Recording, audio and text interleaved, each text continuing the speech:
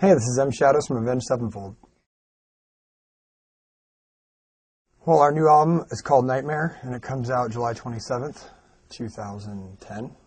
And it's basically the darkest record we've ever written, musically and lyrically and emotionally. It's very dedicated to our brother Jimmy, the Rev, who passed away during the making of the record.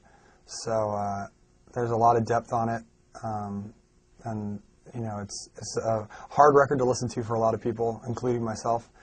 And I think through all the pain that's in the record, it's going to be an important record for a lot of people to listen to. So we're excited about it in that aspect, but not excited about the situation that we've been through.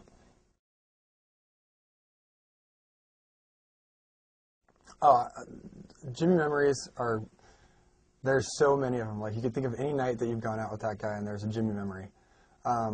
Since we're in New York, one of my favorite Jimmy memories is one of our first times in New York. We all wanted to ride the subway because we don't have subways where we're from. And so we're going, you know, downtown or whatever.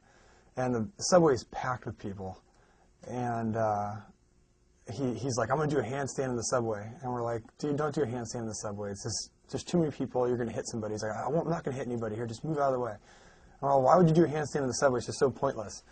And he's like, I'm just going to do a handstand. Don't worry about it. So I'm like, okay. So this guy comes walking out with a bunch of groceries. And I'm all, dude, don't hit the guy with the groceries. And he proceeds to do a handstand in the subway on the car while it's going, or the whatever you guys call it, the subway. And his heel catches like 5 bags of groceries.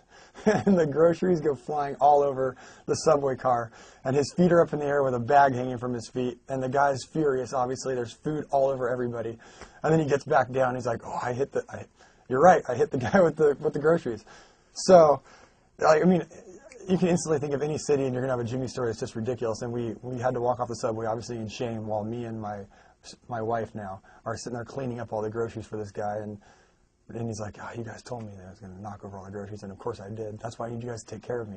So, funny Jimmy story.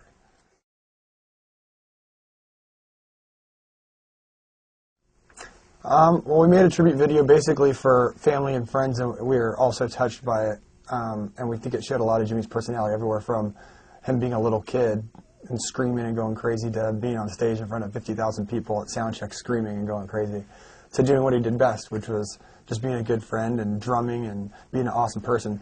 So we released it to a lot of the, you know, to the public, and because we were just trying to give people an idea of how much he meant to all of us. And you can go on YouTube and just type Rev Tribute, and I'm sure it's on the website somewhere. And I think we're going to release it at another date, just as like an extra thing for kids to watch once this record comes out.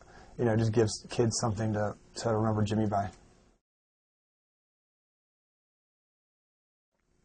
Yeah, I think the decision to tour at all was more important to us than actually doing the tour. I think at first, you know, to take you through the process a little bit of when Jimmy passed away, we didn't really want to continue at all. And then we decided, you know, a few weeks later that we wanted to finish the record in his legacy, and you know, complete his legacy and show people what he had already written, since he had written the whole thing. After that, you know, it's all baby steps. After that, you know, we got Mike. We said we're not doing it unless there's a drummer that can play the parts right. And then we got Mike Portnoy to do that. Then we got offered a bunch of tours, and we turned everything down, and we just really didn't have any interest in going on stage. And then we thought about it, and we said, you know what? People need to hear this record, and they need to hear, you know, the last work that Jimmy did. And the only way to do that is to kind of go out and do some touring.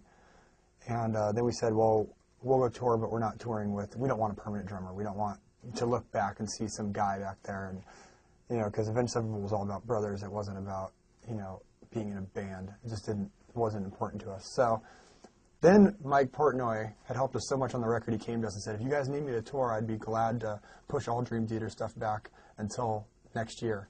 And I'd love to go on the road with you guys. And we felt comfortable enough with Mike. And since he's played on the record, we felt it would be a special experience and a good way to go out there. It's going to be the hardest thing in the world. But, you know, Disturbed are our friends. Stone Sour guys are our friends. Hell Yeah, those guys are our friends. And we just feel like going out on the road with some friends and the support group that's going to be out there and having Mike Portnoy playing the drums. It's going to be really hard, and right now I don't think anyone in the band's emotionally ready for it, but that's why we're taking so much time and not touring until mid-August, because we're just giving ourselves time to kind of warm ourselves up to the idea of it. But yeah, I mean, for the kids, I think it's going to be an emotional and really cool experience. We're going to go out there and try to kick ass like we always do, and